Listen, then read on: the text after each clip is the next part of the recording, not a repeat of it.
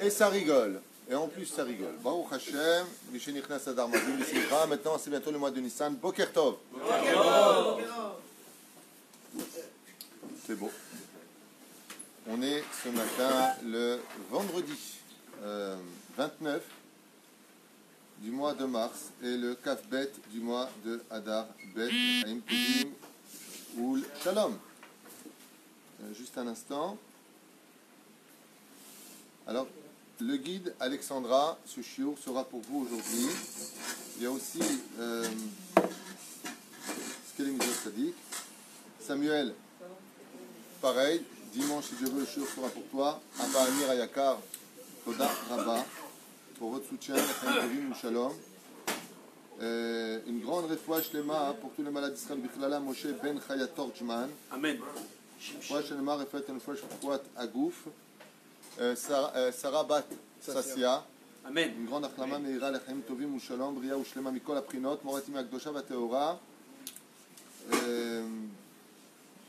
Pour Raphaël de Kochav Yaakov Ayakar, on te souhaite Ben Zachar. Attends, avant de dire Amen, juste finis mes phrases, ça fera plus sérieux. Un Ben Zachar cette année, la prochaine Bezrat Hashem, que tous les décrets, mauvais annulent que des bons décrets, la réussite pour toute ta famille. Amen. Il y a beaucoup de joie pour Simcha. Amen. Bezrat Hashem Bria Ushlima. Amen, Aminette. Attendez un instant. Juste un instant avant d'arriver à l'Elishmat. Refoua Shlema pour Shlomo Ben Zora.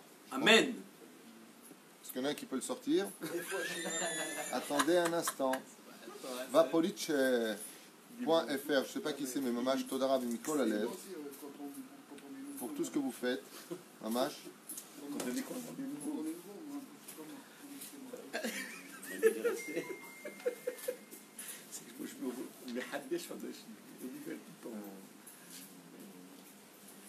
Je voudrais aussi, avec votre permission, voilà, c'est ça que je cherchais, Leilu Nishmat Elef Alfa Avdalim pour Shimon Ben Louena, si j'ai bien prononcé. Louenia. Non, Louena. Je ne sais pas comment le prononcer exactement. Louena. Voilà. Amen. רוח השם תנחנו בגן עדן עליון וכל השוב עמו ובוא נחצחה בעזרת השם פרובן עדד היקר Amen.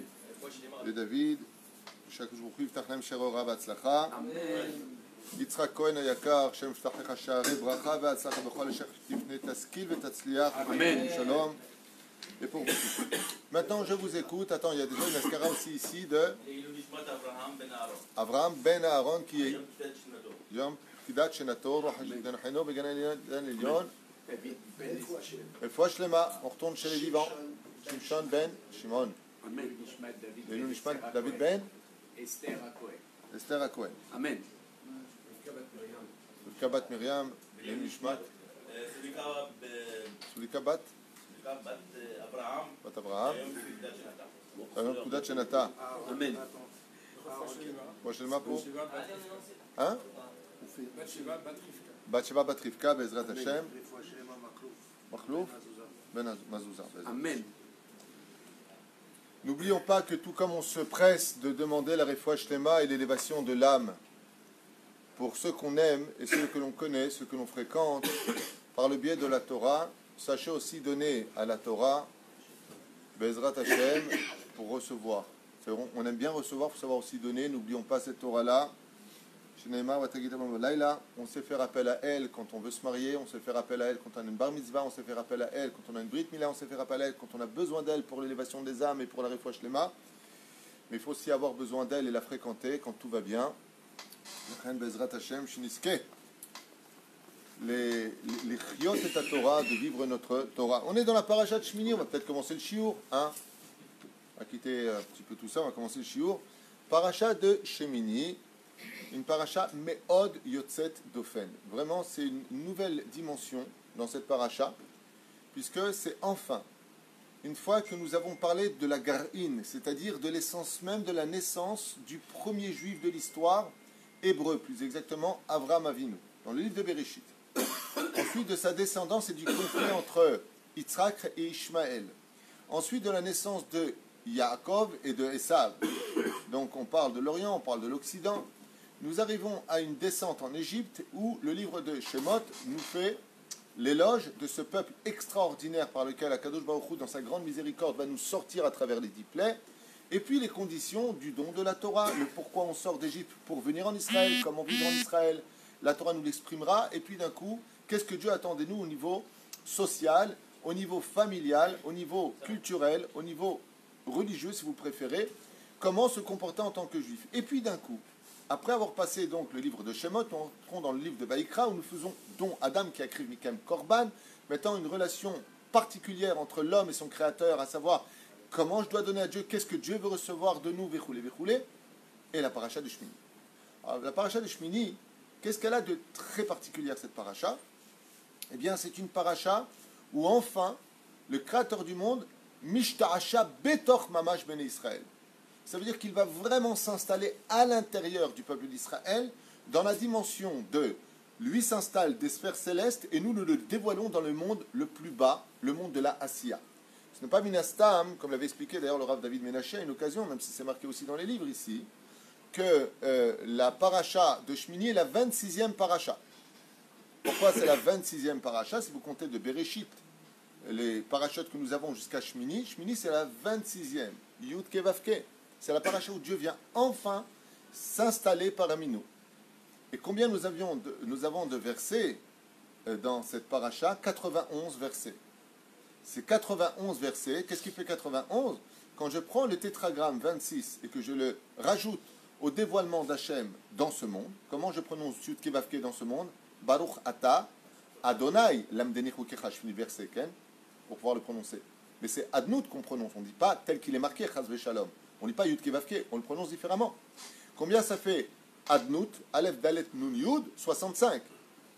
Que je lis en réalité Yud Kevavke, 26 et 65, 91 qui correspondent aux 91 versets de cette paracha-là. Pour nous dire que Dieu, mamash dans cette paracha-là, sauf, il se dévoile non pas dans la dimension de la Emouna, croyez en moi, et voyez ce que j'ai fait pour vous, et verroulez, pas du tout. C'est pas ce qu'il demande ici. C'est maintenant le travail, bon, c'est bon, maintenant on se connaît, on a reçu la Torah, on sait comment on se doit comporter entre les Juifs, on sait ce que Dieu attend de nous, on a fabriqué le Mishkan, l'inauguration dans cette paracha-là, Bezrat Hashem, où Dieu demande de lui fabriquer maintenant le Aleph, le premier du mois de Nissan, donc on y arrive dans quelques jours, dans une semaine, et puis Akadosh Baruch Hu, Bezrat Hashem, dans la paracha de Shemini, rentre dans la dimension de sa volonté absolue. Shemini, ça veut dire le chiffre 8, okay? Mais cette dimension-là, elle est tellement importante. Pourquoi? Parce que c'est enfin quand l'infini rencontre le défini. Donc, le Yud Kevavke rencontre le Shem Adnout, ensemble, eh bien, nous arrivons à une osmose, à une harmonie parfaite qu'on va trouver ici. Et cette harmonie parfaite va se singulariser par deux choses. La première, c'est le service extérieur, donc le début de la paracha de Shmini, apporter des korbanot, on a déjà parlé de ça. Mais là, on parle de korban différent de ce qu'on a lu juste avant, dans le sens où ça vient créer une relation, une proximité complètement différente de maintenant, on se met au boulot, on retrousse nos manches. Maintenant que je vous ai expliqué au niveau technique, il serait temps de passer à l'acte. Et cette paracha commence avec cela. On va après parler de Tazria dans la semaine prochaine, Bezrat Hashem, pour nous parler maintenant de l'enfantement de ces conditions-là. C'est qu'une fois qu'on est rentré dans la relation travail sérieux avec Hachem, on est sur le terrain. Shmini, vraiment là on est sur le terrain, on a quitté le côté l'école qui l'a précédé, on est sur le terrain. Eh bien Hachem va nous prendre, et d'ailleurs il n'y a que ceux qui font rien qui ne se trompent pas, vous le savez. Et d'ailleurs dès qu'il y en a qui vont se trousser leurs manches, puisque cette paracha se divise en 3 compartiments. La première c'est l'inauguration du tabernacle, on est en plein dedans. Ensuite la mort de Nadav et Avihu, une catastrophe pour bien t'enseigner que dès que tu es sur le terrain c'est pas sans risque. Ouais. Il ne faut pas faire d'erreur, parce que maintenant c'est du sérieux. Tant que tu es aux entraînements, c'est bon, mais quand tu montes sur le ring, eh ben, les coups ils sont plus mesurés. On tape de toutes ses forces. Et là, ça a tapé très fort, Vaïdom Aaron. Et ensuite, d'un coup, on nous parle des korbanot. Pourquoi? Parce que le travail extérieur, c'est donc le Shem Havaya Baruchou. Dieu s'installe du monde du Shemini, le monde de l'infini, dans le monde du défini. Et d'un coup, qu'est-ce qu'on nous dit? Eh bien, qu'est-ce que tu dois manger? Qu'est-ce que tu ne dois pas manger? La dimension de l'intériorité. On parle maintenant de l'intériorité. Début extérieur, maintenant intériorité, c'est quand les deux se rencontrent. Toho Kevaro, c'est quand c'est nous qui devenons nous-mêmes la Avodat Hashem la plus expressive, la plus exprimée dans notre travail.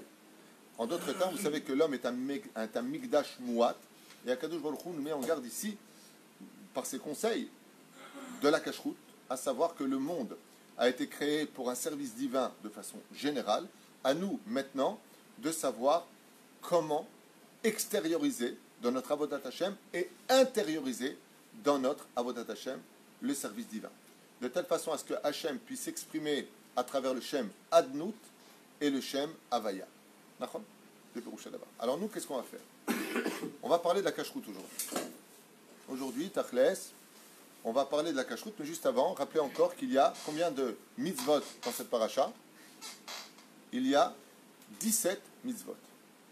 Il y a 6 mitzvot positives et 11 mitzvot négatives. 17, si je vous dis le chiffre 17, vous me dites tout de suite Tov. Tov. Lama Tov. Tov, c'est le bon. Cette paracha-là, comme toutes les parachutes de la Torah, et celle-là commence un dévoilement nouveau, donc elle est Tov. Vous voyez 26e paracha, 91 versets, Shem Adnout, Shem Havaya Baruch Hu. Ouais. Et combien de mitzvot? Tov. À Kol Tov ici. Tout est particulièrement bon. Je rappelle que avec l'aide d'Hachem, il y a peut-être, je ne sais pas, peut-être 8 cours sur la paracha de Shmini que j'ai fait sur pourquoi les enfants d'Aaron sont morts, sur le Misbéar, sur plein de sujets. Et des cours qui sont enregistrés sur le site Torah Traim, ou l'application Rav Twitou pour ceux qui ont des portables, ne sont pas là pour décorer au niveau des chiffres, parce qu'on arrive, Baruch Hashem, sur YouTube à pratiquement 11 000 abonnés.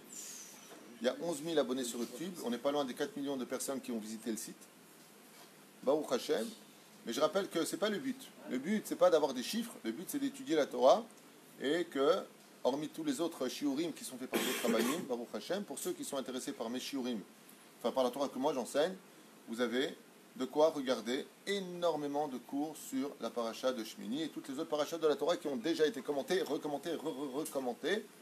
Bezrat Hashem. Alors, sans plus tarder, nous allons parler maintenant de la cacheroute, puisque la Torah va donner sa grande majeure partie de cette paracha de Shmini sur le ma'achal, sur la nourriture. Alors, il est sûr que nous devons faire particulièrement attention à ce que nous sortons de nos bouches, la shonara, motzi shemra, vulgarité et autres, mais il faut aussi faire très attention à ce que nous rentrons dans notre bouche. En général, on dit le contraire. Les gens font souvent attention à ce qui rentre dans leur bouche, mais pas assez attention à ce qui sort de leur bouche. C'est-à-dire, dans le cas échéant, c'est le contraire qu'on va dire. Ça veut dire que maintenant qu'on a fait attention à ce qu'il fallait sortir de sa bouche, on va en parler maintenant de ce qu'on doit rentrer dans notre bouche. Et vous savez que tout le domaine du peuple d'Israël, la raison pour laquelle, essentielle, nous sommes sortis d'Égypte, hormis le fait de rejoindre notre terre avec son mode d'emploi, l'étude de la Torah, c'est que ce qui nous différencie particulièrement des nations du monde, c'est la cacheroute. Ça, c'est le. Sachez-le. Oh, sachez-le. La cacheroute est le dégel principal de notre nation. Par exemple, tu peux trouver des jambons. Non, c'est vrai. Tu peux trouver des gens sympathiques, même au niveau des nations du monde. Celui qui est goy, il n'est pas bien. Non. Il a un tafkid qui te concerne, mais tu peux trouver des gens avec qui tu peux très bien t'entendre parmi les nations du monde. On n'a pas le droit de se marier avec eux, on n'a pas le droit, il n'y a pas de notion d'être fâché avec eux, de les critiquer. Chas v'shalom, il n'y a pas de but comme ça, au contraire. Au contraire. Le peuple d'Israël se doit vraiment d'être au centre, de façon exemplaire des nations du monde, parce qu'eux attendent de nous aussi des réponses par rapport à ça. Si vous regardez les religions, c'est des dérivés du judaïsme. C'est pas le contraire, le judaïsme n'a jamais été dérivé d'aucune autre religion. Eux, oui. Nous, non. Donc on est quand même au centre des choses. Dans le christianisme, par exemple, dans l'Ancien Testament. On est la source de leur naissance pour eux. Donc on attend quelque chose de nous. Mais où est-ce que, Béhémet, on verra une énorme différence, hormis le côté ésotérique de l'âme juive, qui est inexplicable. Chelek Elokam imma al mamash, ça veut dire une partie de Dieu intègre vraiment, comme dit le Rabbi Lubavitch. C'est que ce qui va nous différencier mamash entre eux et nous, c'est la cacheroute. On est tous humains, on est tous égaux dans certains domaines. Aval, le peuple d'Israël se différencie par un domaine que tout le monde connaît. Les Juifs mangent kasher. Les Juifs mangent kasher. Et c'est marrant parce que dans n'importe quel pays, que ce soit en Chine, que ce soit en Extrême-Orient, que ce soit en Occident, que ce soit partout où tu vas, dès que tu dis « Ah non, je ne mange pas, ah vous mangez kasher », tout le monde sait, comme symbole, plus qu'une Brit Mila, que qui est juif mange kasher. Et malheureusement, étant donné que on n'est pas tous au courant de la valeur, de la force de manger kasher, eh bien nous allons en parler maintenant, parce qu'il ne peut pas y avoir de judaïsme s'il n'y a pas de cacheroute. C'est impossible. C'est impossible. Si nous avons une âme juive, bravo, c'est comme si tu as la plume. Mais si tu ne manges pas kasher, tu n'auras pas le parchemin où écrire ton histoire. C'est-à-dire que l'histoire du peuple d'Israël s'inscrit d'Afkal dans le domaine de la cacheroute. C'est là-bas que Bezrat Hashem se tient l'essence même de notre identité, qui nous mènera par la suite à devenir Shomer Mitzvot, Shomer Shabbat, Shomer Hakol. Pourquoi? Parce qu'il est impossible, je ne sais pas si vous allez comprendre ce que je vais vous dire, chose que j'ai déjà enseignée dans d'autres shurim, mais là je dis en une phrase. Il est impossible de servir Hashem si je ne mange pas kasher. C'est impossible. C'est impossible. Et la reine, je vais commencer par les premières mitzvot de la Torah, donc de cette paracha, qui vont nous parler des simanim, parce que nous avons des simanim extérieurs, et nous avons des simanim intérieurs, puisque nous avons expliqué que cette paracha est basée sur les deux mondes, l'intériorité et l'extériorité. Ouais. D'ailleurs, quel est le plus dangereux pour nous, l'intérieur ou l'extérieur? L'intérieur. Pourquoi l'intérieur est plus dangereux que l'extérieur? Parce que Réponse simple, perdez pas de temps, parce qu'on ne le voit pas, tout simplement. Quand tu as des simanim extérieurs, tu le vois. Ouais. C'est pour ça que Gbirotai Verabotai et Tekshibutov, quand tu dis ne pas manger kasher, en général, le symbole, c'est le porc. Et pourquoi le porc? Parce que lui, il a le sabot fendu. Donc d'extérieur, il est kasher. Mais d'intérieur, c'est pas un ruminant. Donc tu ne vois pas avec tes yeux le danger du porc. Parce que d'extérieur, ouais, il paraît être un animal complètement kasher. Aval Peggy, tu t'en sortiras pas. Tu n'es pas kasher. C'est qu'on se doit toujours de regarder l'intériorité. C'est pour ça que tous les vrais problèmes de notre cache-route se trouvent très souvent à l'intérieur, comme les vers de terre qui sont cachés à l'intérieur des fruits. Tout est à l'intérieur. C'est pour ça que le fait de se scruter intérieurement fait partie aussi d'un travail de cache-route. Est-ce que mon âme est cachère? Est-ce que ma pensée elle est kshera? Il y a beaucoup de gens qui malheureusement n'ont pas de da'at Torah. Je rencontre beaucoup. Quand je parle avec eux, je me rends compte qu'ils n'ont pas de da'at Torah. Ce qui fait qu'ils sont cachers dans leur judaïsme, mais ils ne sont pas cachers dans leur pensée. Et c'est très dommage. Parce que la Torah de cette paracha de Shmini nous dit que tu ne peux atteindre le monde du 8, de l'infini, quand tu es cacher d'extérieur. C'est-à-dire que ça ne suffit pas d'être un religieux, si je peux me permettre, Ben Geshaïm, mais c'est ton intériorité qui compte. C'est pour cela que dans la Gemara de Maseret Megillah, quand on parle de la pudeur, la Gemara ne parle pas de la pudeur extérieure. Parce qu'elle est tellement évidente qu'une femme juive doit être pudique, c'est tellement évident qu'on ne peut pas perdre de temps avec ça. Elle nous parle de quoi? De la pudeur intérieure. Et la pudeur intérieure, c'est la parole. C'est pour cela que quand la Gemara nous parle du sens même et véridique de la pudeur, on ne va pas te dire comment la femme, elle doit être habillée ou l'homme, il doit être habillé. On ne va pas perdre de temps avec ça. N'importe quel... On n'est pas des animaux pour sortir comme des singes qui sortent nus, c'est évident. Elle va te parler de quoi? De la pudeur intérieure. Des fois, tu rencontres des femmes avec le kissouille, avec la robe, maman salée, après baba salé, tu as maman salé. Ouais. Mais alors, l'intériorité, il n'y a rien de sanoua. Rien de pudique. Tout en train de regarder les uns, critiquer les autres, parler de celui-là, et ça bave. Chamichement. Et t'en as d'autres qui sont pas pudiques extérieurs, manches courtes comme ça, mais tu vois une pudeur intérieure, une retenue intérieure, des femmes qui restent cachées dans leur intériorité. Ce qui serait génial, c'est que les deux se regroupent, qui est l'intériorité et l'extériorité. C'est pour ça que la cache-route est symbolisée par ces deux notions qu'on a lues dans, on va lire au début de la paracha, sabot fendu extérieur, écaille pour les poissons extérieurs, nageoire pour les poissons. Pourquoi? Parce que ce sont des animaux qui vivent dans la pureté, dans l'eau. Donc chez eux, c'est des simanim que extérieurs. Mais ceci étant, dans la cache-route, non pas dans la paracha, mais au niveau de la halacha, il faut aussi vérifier les poissons à l'intérieur, parce que les poissons sont remplis de vers.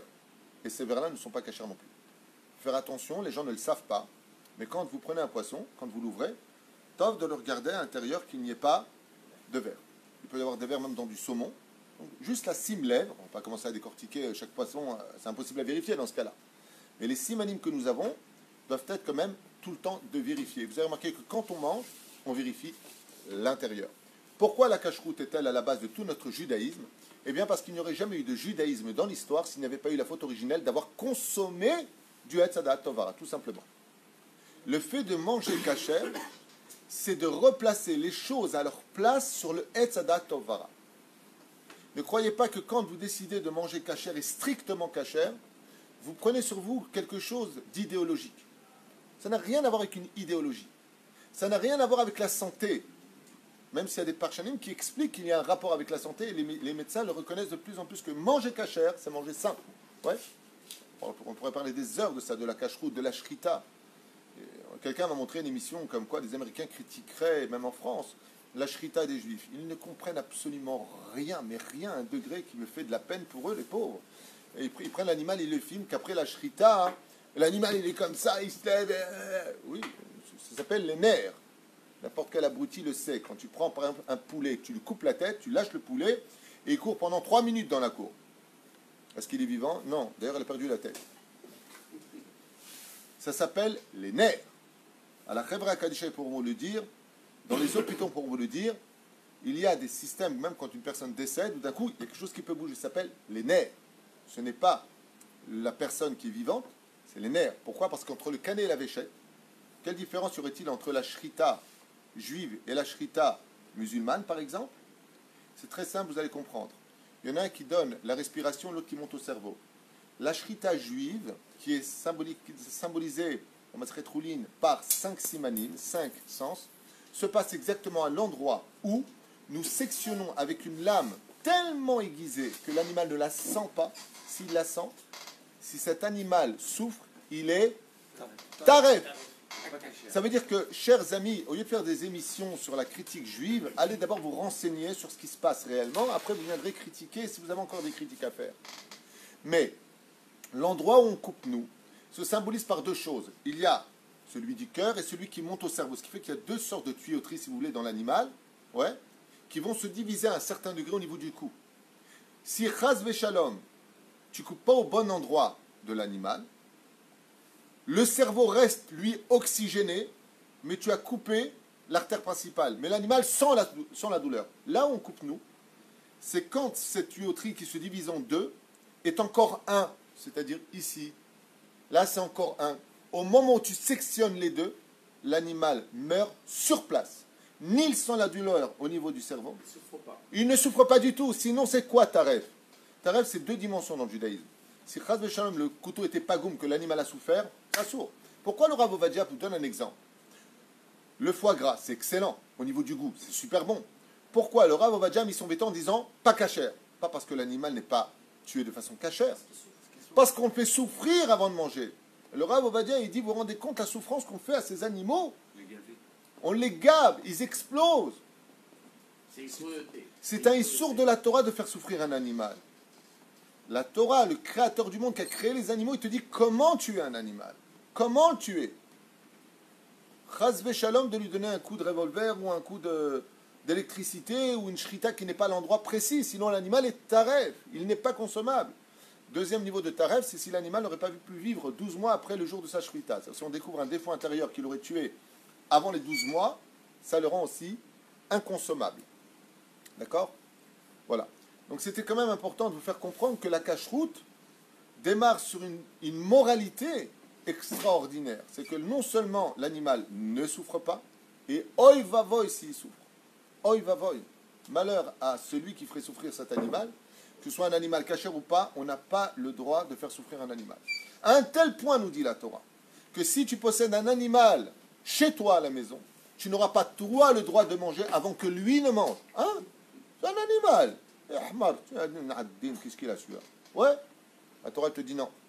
Ton animal, tu lui donnes d'abord à manger et après toi seulement tu manges. Boire, c'est le contraire. Boire, d'abord tu bois toi et lui après il boit. Parce qu'un pikuach nefesh pour l'homme s'il ne boit pas. Vous vous rendez compte que cette première dimension est là. Je vous donnerai la parole juste après. La deuxième chose, pourquoi manger kasher? Eh bien, le but, comme on l'avait expliqué à propos du Sod HaChashmal, qui a fait un exposé extraordinaire sur ce sujet-là, c'est que le but d'être juif, c'est un travail. Rester dans la vie, je suis juif, tu peux le dire. C'est un sacré boulot d'être juif. C'est une énorme responsabilité. Vous voyez au niveau des médias, dès qu'un juif fait quoi que ce soit, bam, tous les projecteurs sont dessus. Ce n'est pas du aussi, hein, c'est l'état de fait. Hein. Israël, dès qu'il bouge un doigt, dès qu'il y a un truc qui se passe, hop, qu'est-ce qui se passe?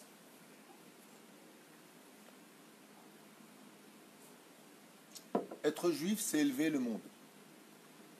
Si un jour vous posez la question pourquoi Dieu m'a fait naître juif, Baruch Hashem, c'est qu'on a du boulot. Quel est notre travail en tant que peuple d'Israël? Dévoiler Hashem sur terre, c'est sûr.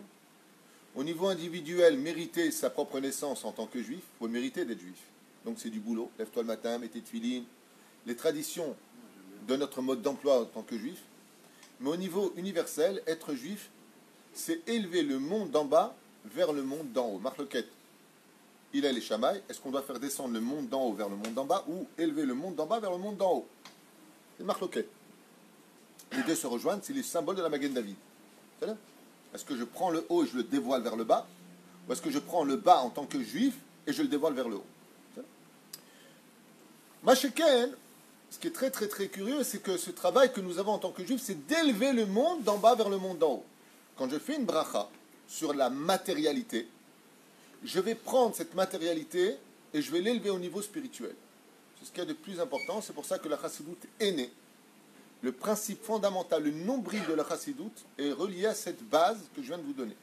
Élever la matière ou inclure la spiritualité dans la matière ou élever la matière au niveau spirituel. C'est dans les deux sens. Ce travail-là se fait aussi au niveau de la cacheroute. Quand je prends un animal, pour pouvoir l'aider, vient la Torah, elle te dit, Baba, c'est pas compliqué. Écoute bien. Si elle a les deux signes, en faisant la bénédiction dessus, tu peux l'élever. Si elle n'a pas les deux signes, c'est toi qui descends. C'est la pire des choses qui soit. Parce que toi, en tant que juif, tu as quelque chose de très spirituel. Si tu ne manges pas kasher, ce que toi tu es deviendra l'animal. Tu descends en bas. Ce n'est pas toi qui peux l'élever. Par exemple, combien vous pourriez élever, monsieur Zerbib? 50 kilos? 60 kilos? Vous pouvez le lever? Très bien. Donc si vous le levez, vous l'avez amené à vous. Et si je vous mets 600 kilos? Ouais. Imaginez maintenant que vous êtes sur une barque et que vous allez lever un poisson, ouais, qui fait dans les 50 kilos. Vous allez le lever très durement, mais vous allez réussir, tant bien que mal, ouais. Mais si vous fait maintenant ce poisson 500 kilos, c'est vous qui partez dans le fond avec lui. C'est ça, manger cachère. Manger cachère au niveau du symbole. C'est d'être capable de prendre cette nourriture, cet animal, cette chose que j'ai devant moi, et d'être capable de le rendre moi. L'animal devient moi. C'est pour cela qu'on est ce que l'on mange. Et c'est pour ça que si tu ne manges pas, tu meurs. Pour bien te faire comprendre que ce qui va circuler dans ton sang, vous le voyez avec les médecins, vous manquez de fer, mangez plus de viande. Mangez, par exemple, des grains de sésame. Il y a énormément de fer dans les grains de sésame. Okay? Hein? Les fèves, tout ce que tu veux. Les vitamines. Quand on manque de vitamines, la personne, elle est blanche. Tu manques de vitamines. D, E, F, peu importe. H, si vous mangez de la salade, par exemple, tout ce qui est laitue, c'est la vitamine H. Alors tu as besoin de cela. Si tu ne manges pas, tu n'es pas bien. Tu vois bien que les vitamines vont renforcer tes globules, vont renforcer ton système immunitaire, et tu en as besoin pour vivre. Donc, ce que tu vas manger va te donner ou pas la santé. C'est sûr que ça va te renforcer dans ta voie d'attache, mais ce n'est pas le but. Parce que si chas v'shalom, je ne fais pas attention à ce qui rentre dans ma bouche, je vais devenir moi-même, lo alenu velo alechem, ce que l'animal est, et non pas ce que moi j'aurais dû faire d'elle. C'est pour cela que nous sommes ce que nous consommons. Quels sont les poids et les mesures qui vont m'indiquer dans le judaïsme, dans cette paracha, ce que je peux lever, ce que je ne peux pas lever? Réponse très simple. Si tu manges du poisson, qu'il a des nageoires et qu'il a des écailles, tu peux le lever avec ta neshama. Le potentiel que Dieu t'a mis dans ta naissance en tant que neshama juive peut le prendre et l'élever. Tu peux rendre ce poisson juif à travers ta consommation. C'est stupide à entendre une chose pareille. C'est Nemo, oui c'est celui-là. Non, c'est Kshivutov. C'est pour ça que dans le judaïsme, il n'y a pas de repas sans poisson et sans viande. Vous avez remarqué ça? La Torah nous demande, mange du poisson et mange de la viande. Incroyable. Pourquoi? Les deux simanim chez les animaux qui vivent sur Terre sont sabots fendus, et il y a énormément de moralité à retenir de cela, comme ce que le Rabbi Lubavitch, à la Shalom, que son mérite nous protège, Amen. devant et derrière. Je répète, devant et derrière. Shoshé Hachessa, on ferait ça par ça. 2 simanim dans le sabot. Il y en a un peu plus d'ailleurs, mais bon. Voilà. Et il doit être ruminant. S'il a ces 2 simanim, ces 2 signes, Dieu nous dit qu'à travers une simple bénédiction, je suis capable de le prendre et de l'élever. Ce qui va nous intéresser, nous, c'est d'élever la matière qui est en lui. Parce que tout ce qui porte un nom, tout à l'heure j'en parlais avec Maurice, par rapport à sa question, tout ce qui porte un nom a automatiquement une âme. Ça s'appelle un verbe, ça a une âme. Si mon nom est personne, il n'y a pas d'âme. Ça, tout ce qui porte un nom est empreint d'un nefesh. Pas une âme, neshama, mais nefesh. Comme l'explique le Harizal dans sa Mikdama de son livre, le Shara Gilgulib. Tout ce qui porte un nom a une âme. Ok? Donc automatiquement, il y a une âme animale. Quand je prends du veau ou un bœuf, il y a une âme qui fait vivre ces molécules. J'expliquais tout à l'heure que la matière, c'est l'alliage des molécules. Quelle est la colle qui coagule ces molécules? C'est le nefesh qui est en lui. Si je retire le nefesh, les molécules tombent. Elles s'évaporent, elles disparaissent. Ce qui fait que comment je vais faire moi pour savoir où est-ce qu'est le nefesh de l'animal? Si je prends l'animal, je prends son nefesh, donc son côté d'âme de cet animal, et que je le mange, donc j'ai mangé l'animal lui-même. Ouais.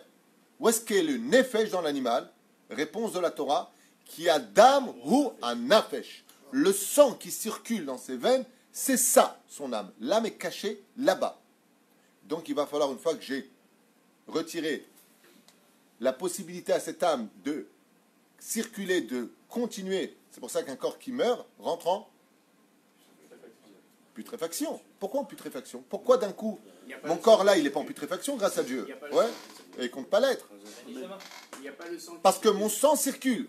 Mais si le sang, chas shalom, ne circule pas, automatiquement la matière, elle est plus vide. Donc qu'est-ce qui se passe? Les molécules commencent à très vite vieillir, très vite pourrir et très vite s'éliminer.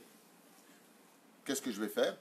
Je vais être obligé de retirer l'âme. Maintenant que j'ai cessé à l'âme de circuler par la shrita, je vais maintenant être obligé de retirer l'âme. Ça s'appelle la cachérisation. Et c'est quoi la cachérisation? C'est épurer le sang de l'animal afin d'être certain de ne pas consommer ce qu'est l'animal. Parce que je ne suis pas un animal.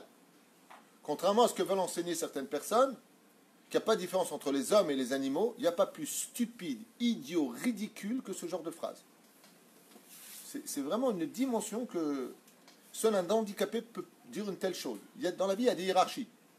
C'est comme si tu me dis, il n'y a pas de différence entre un fils et son père. Dans la Torah, en tout cas, moi je parle pour les juifs, pour ceux qui veulent écouter, un fils c'est un fils, un père c'est un père, un patron c'est un patron, un ouvrier c'est un ouvrier. Et tous ceux qui ont pensé le contraire, eh ben, ça a donné que des catastrophes, vous pouvez vous en rendre compte, plus de respect, plus rien, le patron il se barre du pays. Un patron c'est un patron, si tu n'es pas à ta place, tu ne peux pas gérer les choses. C'est toujours pareil, ça s'appelle la jalousie. Tout est jaloux. Je veux une Mercedes, je la brûle. Ah, pourquoi? Parce qu'il est réussi, moi non. Ah. Il faut vraiment être un animal, je dirais, pour être comme ça. Être jaloux, avoir les yeux sur les autres. Alors, juste un instant, j'ai vu vos doigts, moi aussi j'en ai 10. Je vais juste finir, pour ne pas oublier. Non, parce qu'il y en a qui font comme ça, le déodorant, et qui me le droit. Je ne veux pas mettre dans le nez. Je vous vois, je voudrais juste finir quelque chose avant de commencer. Je n'ai même pas commencé le chiot. Ah, c'est la préface. Mais la reine, d'abord je vais épurer l'animal. Quand on dit est-ce que l'animal est cachère, c'est pas simplement la shrita, c'est aussi épurer son sang. Parce que le sang, nous dit la Torah, c'est là-bas qu'est caché son nefesh avimi, c'est-à-dire son âme animale. Ouais. Mais la reine, qu'est-ce que je vais donc manger si j'ai retiré le sang de l'animal en le cachérisant, mettant le sel, le laisser tremper dans l'eau, verrouler maximum 1 heure. Après, je vais bien rincer, bien épurer le sang qui est en lui. Qu'est-ce qu'il me reste à manger? L'animal, matière uniquement. Je ne mange pas de l'animal lui-même. Alors imaginez maintenant quelqu'un qui ne mange pas cachère. Vous avez du lapin, Bugs Bunny. Après, ce sera plus tard. Quoi de neuf, docteur?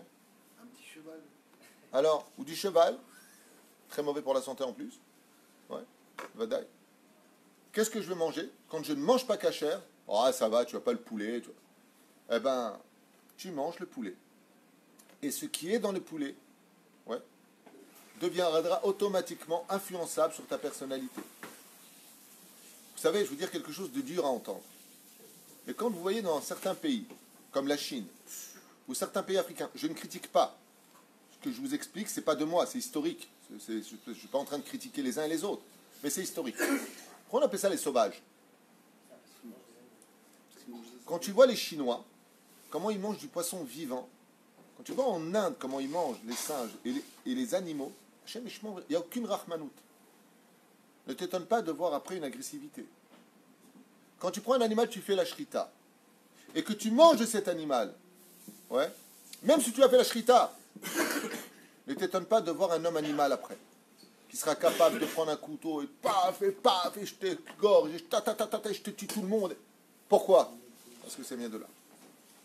C'est pour cela que si vous regardez tous les animaux permis par la Torah, dans cette paracha, tous les animaux qui nous sont interdits ne sont pas des animaux qui sont passifs.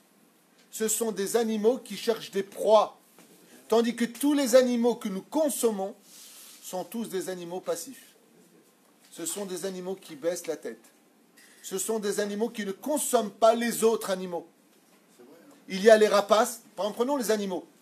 Si je prends un faucon, même s'il est vrai, si je prends un aigle, si je prends une buse, est-ce que c'est un animal rapace ou une victime des rapaces? Non, c'est un rapace. J'ai fait mes odes. Je prends du faisan, je prends un pigeon, je prends un coq.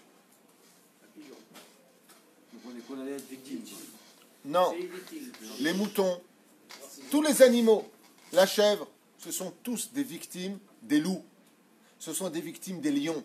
Ce sont des victimes des prédateurs. C'était le mot que je cherchais depuis tout à l'heure. C'était le mot prédateur. Je te remercie, Yitzhak. Aucun animal prédateur ne possède les deux signes. Parce que Akadosh Baruch Hu ne veut pas du peuple d'Israël que nous soyons des prédateurs. Il ne veut pas que nous ayons un œil d'aigle. Il veut qu'on soit humble. Donc tous les animaux que nous avons sont des herbivores et non pas des carnivores. Parce que si tu manges du carnivore, même si tu n'es pas né avec cette mida-là, tu finiras par devenir un carnivore, un prédateur. Donc toutes les mauvaises midotes, la colère, l'anxiété, la jalousie, toutes ces mauvaises ont le droit de circuler dans ton sang, d'aller jusqu'à ton hypothalamus et remplir ton cerveau de bêtises, où tu t'éloigneras du service divin automatiquement. D'où l'importance de manger strictement kasher. Tu ne peux pas travailler tes midotes si tu ne manges pas kasher. Tu ne peux pas recevoir à la Torah si tu ne manges pas kasher. Alors maintenant, avant de commencer le shiur, question. Vous l'avez dit après. Je l'avais dit après, on a gagné du temps. Deuxième doigt. On entend plusieurs histoires comme quoi les personnes deviennent en fait font beaucoup d'avérotes ou de bêtises sans comprendre le pourquoi du comment. En fait, c'est après vérification, en fonction de ce qu'ils mangent, on voit tout à fait que après vérification, on voit que tout ce qu'ils ont mangé, ce ne soit pas kasher, soit On va dire que si des gens, on va changer la phrase, si des gens n'arrivent pas à travailler leur avodat Hashem, ils devraient revérifier ce qu'ils mangent. Être beaucoup plus méticuleux sur ce qu'ils mangent. Voilà. Yitzhak, tu avais une question, tu avais le bras. Oui, tout à l'heure, je voulais savoir c'était quoi l'intériorité d'une personne. L'extériorité, elle était agréable aux yeux, mais l'intériorité, elle était Blida Torah. Qu'est-ce que ça veut dire Blida Torah? Ça veut dire que, alors que l'extérieur, il est religieux. Donc, qu'est-ce que ça veut dire? C'est quoi? C'est son comportement? C'est quoi? Ne pas avoir date Torah, c'est faire des choses qui peuvent être en manque de sagesse. Il y a beaucoup de gens qui ont un très beau costume d'humain, mais qui au lieu d'avoir de la sagesse, ils ont de la sagesse. Ils ont leur vision des choses, ils ont leur façon de voir les choses, et c'est pas Torah. Donc automatiquement, tu n'auras pas. Les résultats ne seront pas bons. Parce qu'il faut date Torah. Ça veut dire qu'il faut la sagesse de la Torah. Une fois que maintenant tu as préparé la base, qui va être le socle de ton corps, ta cacheroute, que Bezrat Hashem, Beshachanti Betocham, je veux m'installer dans un corps qui est Kadosh, eh bien automatiquement, je ne peux pas m'y installer si son intériorité, puisque c'est relié au cerveau, vous savez que le système du corps humain est extraordinaire. Quand tu ingurgites par la bouche, donc tu manges, ça descend dans l'œsophage, ça arrive dans l'estomac, il y a un travail qui se fait, ça va le passer au premier filtre qu'on appelle le foie.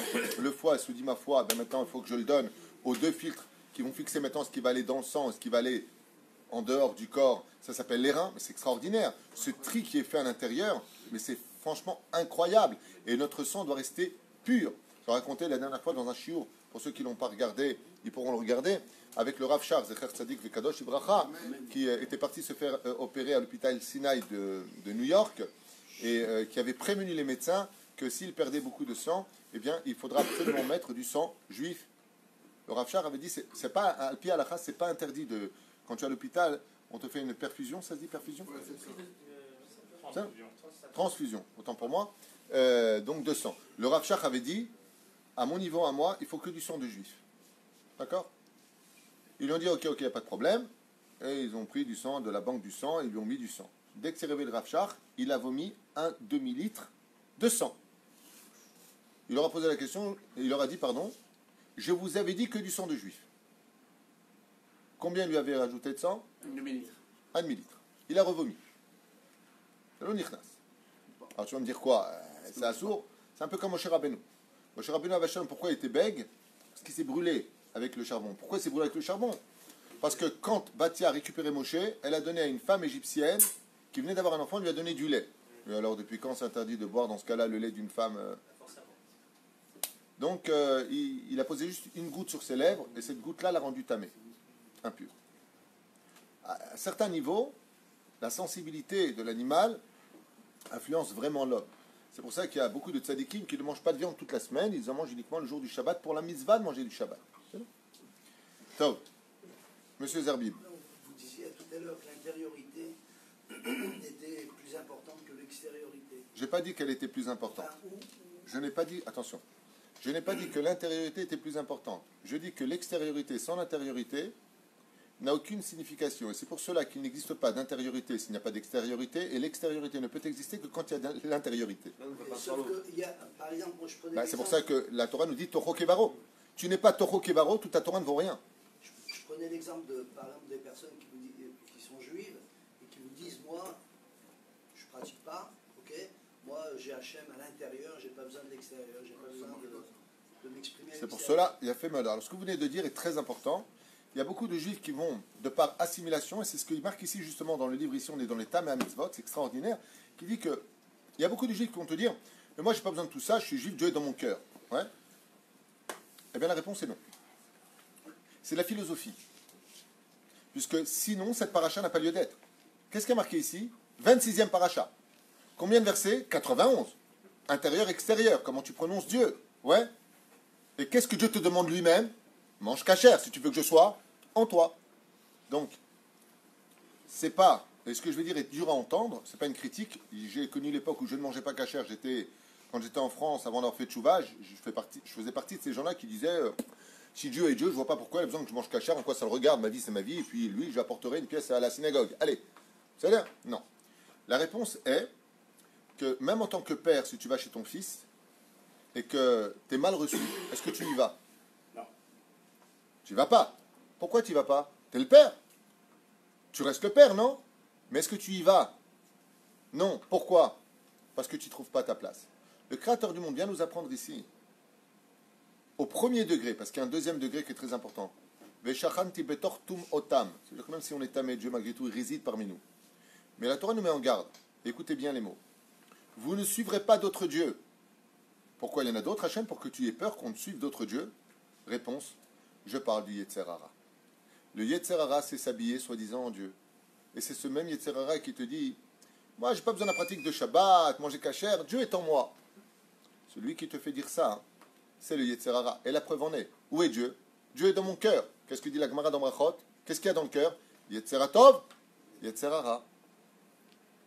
Donc des fois quand tu parles, c'est comme quelqu'un qui m'a dit, il aimait un amour interdit. Personne me voit, il m'a dit, je suis amoureux d'une femme mariée. Je lui dis, c'est pas de l'amour, c'est de la bêtise. Il me dit, d'où vous le savez? Je lui dis, parce que l'amour tel que Dieu l'a créé ne peut pas aimer ce qui est interdit. Je lui dis, il suffit que tu fasses la bêtise avec elle pour que tu te rendes compte que tu l'aimes pas. Quand les hormones redescendent. Hein? J'ai connu une femme qui m'a dit, une femme mariée, je vais divorcer, j'aime un autre homme.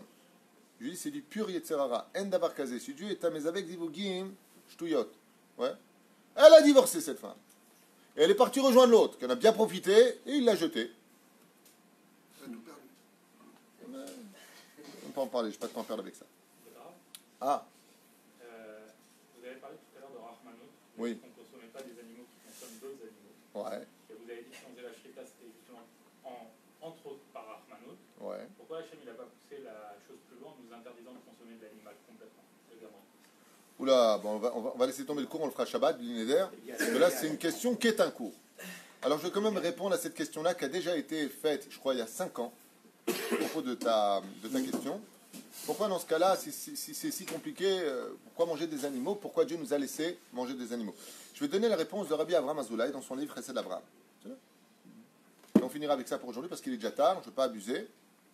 Même si je sais qu'il y a beaucoup d'hommes qui écoutent les shurim en direct sur la route quand ils vont au travail, et les femmes me disent qu'elles préparent très souvent leur Shabbat avec ce cours en direct. Donc j'espère qu'en tout cas, Bezrat Hashem, ça vous donnera la pêche de vous renforcer encore plus dans la cacheroute et dans la sniout et dans le Da'at Torah. Amen. À la base des bases, quand Dieu a créé le monde, on devait se nourrir de fruits et d'herbes. C'est-à-dire tout ce qui est salade, tout ce qui est vert, si vous préférez. Seulement voilà, à l'époque de Noé, Noach, on est descendu à un tel niveau qu'on est descendu au niveau animal. Et comme le but de ce monde, c'est l'élévation spirituelle, nous sommes venus dans ce monde de la matière pour être capables de retrouver l'essence même de notre origine spirituelle à travers la matière.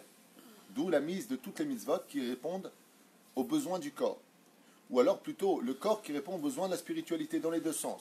Si je n'ai pas de bras, je ne peux pas mettre les tefilines, pour mieux comprendre. D'accord ? Si je n'ai pas mes jambes pour m'amener étudier la Torah, je ne peux pas. Si je n'ai pas les yeux pour lire, je ne peux pas. Si je n'ai pas les oreilles pour entendre, je ne peux pas. Donc, nous avons 248 membres, 365 tendons qui correspondent aux 613 ensemble, mitzvot de la Torah, mitzvot positives, mitzvot négatives. Avant, on était capable d'élever le monde minéral directement au monde de l'âme juive, de ce qu'on appelle la neshama. On était capable de prendre du végétal et de l'élever directement au niveau de la neshama juive. Donc on n'avait pas besoin de cette marche supplémentaire qu'on appelle l'animal. Après l'époque du déluge, où nous sommes arrivés plus bas que des animaux, à faire du n'importe quoi, je fais ce que je veux, tu n'as pas à me dire ce que j'ai à faire, j'ai pas besoin de ton truc de cacheroute, Shabbat, tu vois pas ce que ça me donne, toutes sortes de mots à 2 balles, eh bien, Akadosh Baruch Hu nous a dit maintenant, je suis obligé de vous rajouter une marche. Et cette marche, Shama, s'appelle la consommation de l'animal. Pourquoi? Parce que qu'est-ce que mangent les animaux que nous consommons, nous? Les végétaux. Comment vivent les végétaux? Par les minéraux. Ce qui fait qu'en mangeant de l'animal, nous nous servons de cet étage supplémentaire, explique Rabbi Avraham Azoulay, d'élever du monde du plus bas, le minéral, jusqu'au monde de l'homme. Et ce service divin, c'est pour ça que les grands tzadikim comme Baba Saleh ne mangeaient pas de viande, parce qu'eux, ils étaient capables du plus bas de monter au plus haut directement. Mais à notre niveau, à nous, nous sommes obligés de passer par cette étape, quelque part, en tant que mitzvah, de manger de la viande, parce que cette étape-là va faire le travail qui va nous précéder, nous. L'animal va manger le végétal, qui va le faire vivre. Et nous, nous allons manger l'animal qui va nous faire vivre. Ainsi donc, je vais élever les 4 niveaux en un, qui correspondent au Yid Kevavke, minéral, végétal, animal et homme. Homme, comment? Par la bracha. En prononçant la bracha en tant qu'homme, Baruch ata Hashem Elokeinu melech haolam, si je mange donc un steak, she'akol niya bidvaro, j'ai réuni les 4 effets détruits dans la faute originelle qui va nous mener à manger kasher aujourd'hui. C'est pour cela qu'il n'y a pas de judaïsme sans kashrut. Il n'y a pas. Moi, ça me fait un peu rire quand j'entends des représentants de la Torah critiquer le côté ta petite cacheroute. Qu'est-ce que tu dis, toi? C'est quoi ton problème? Tu vois pas le Shulchan Aruch? De quoi tu parles? Comment tu mets zalzel dans le Icar du Icar? Bah, dès que c'est la base de tout notre judaïsme, manger kasher. À tel point qu'il le dit ici. La Gemara le dit. Celui qui ne mange pas kasher, metamtem et alev.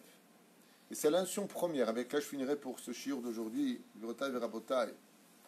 Très souvent, tu vois des gens, ils vont à un cours. Ah, super. Est-ce que la Torah est vraie? Ouais. Est-ce que le Gan Eden existe? Ouais. Est-ce que le Guéhinam existe? Ouais. Alors pourquoi tu fais pas de tchouva? Je sais pas. Alors on lui répond, Tagila tam tumtam. Le mot mitumtam, c'est ce que dit la Gemara. Altikra metame etrem. Et là metamtem etrem. Quand quelqu'un a un cœur qui est tamé parce qu'il ne mange pas kasher, il est mitumtam. Boum, boum. Ça veut dire quoi? Je vois la vérité, mais je ne peux pas y accéder. Parce que ce que je rentre à l'intérieur de moi, automatiquement va influencer aussi sur ce que je vais sortir de moi. L'importance de vérifier qu'il n'y ait pas de verre, que les simanim y soient, de manger strictement kasher. Ce n'était pas pour Minastam que il y a tellement de mahloquettes sur ce qui est kasher, pas kasher, le lait doit être chamour, pas chamour, quoi, avec les yeux. La cacheroute du judaïsme en vient même jusqu'à vérifier que la vigne n'aurait pas été bénie par un prêtre d'Avodazara. Ça s'appelle le vin kasher ou le yain nesser, le vin non kasher. Vous vous rendez compte de quoi est-ce qu'on parle? Vous savez c'est quoi du vin kasher? Le vin kasher, c'est simplement être certain que la parole d'un prêtre d'Avodazara n'est pas venue sur le raisin que tu vas consommer en tant que vin. Waouh, à ce point-là, le mec, ça va, il n'a pas touché. Ah, cool. Il dit ce qu'il veut, le mec. Qu'est-ce que tu en as à faire que ce soit un prêtre d'Avodazara qui aurait béni ou pas le vin? Mais attends, mais c'est débile. C'est du raisin, c'est un fruit, c'est pas un animal. Allez, je comprends, tu épures le sang. Mais le vin, avec du boursin, ça peut être pas mal. Réponse. Comprends à quel point la parole, l'intériorité, quand elle s'exprime, peut influencer sur ce que tu vas consommer. À la plus forte raison, quand l'entité lui-même que tu vas consommer n'a pas les signes que le Créateur du monde qui a créé ton âme et qui te donne le conseil de les suivre, même si aujourd'hui on doit avouer à voix haute, et que ce n'est pas le domaine de la Torah, que de plus en plus de scientifiques et de médecins de médecins sont en train de se rendre compte que tout ce qui n'est pas kasher apporte besofo shel davar des maladies. Nous, dans le judaïsme, pas dans tous les cas, c'est sûr, mais nous, dans le judaïsme, ce que nous confirme la Torah elle-même, c'est qu'il existe deux sortes de maladies. La maladie du corps et la maladie de l'âme. Ce qui est certain des roulés alma, selon toutes les opinions, c'est que ne pas manger kasher t'apporteront les maladies de l'âme. Ton âme devient malade parce que tu ne manges pas kasher. Ou parce que tu ne parles pas kasher. Ce sont ces deux formes que je vous demanderai de retenir dans la paracha de Shemini. Même si tu fais au nom des choses au nom d'Hachem, comme l'ont fait les deux fils de Aaron, Nadav et Avihu, qui sont morts dans cette paracha. Ouais. Combien on se doit de faire attention, eux qui sont venus de l'extérieur à l'intérieur, et ils sont morts. Quelle est la mitzvah qui va suivre? Il est interdit de se présenter devant Hachem ayant bu du vin. Pourquoi?